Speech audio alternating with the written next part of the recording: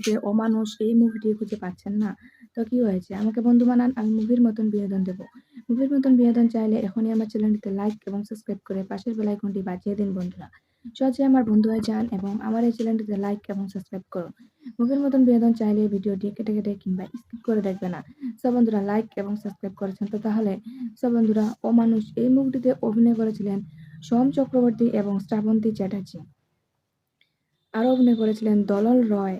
তো বন্ধুরা, আশা করি আমার ভিডিওটি তোমাদের প্রত্যেকের অনেক অনেক ভালো লাগছে এবং আমার পরবর্তী ভিডিও পাওয়ার জন্য আমার বন্ধু হয়ে অবশ্যই চ্যানেলটিতে লাইক এবং সাবস্ক্রাইব করে পাশে থাকবেন। ভালো থাকবেন, সুস্থ থাকবেন। ধন্যবাদ।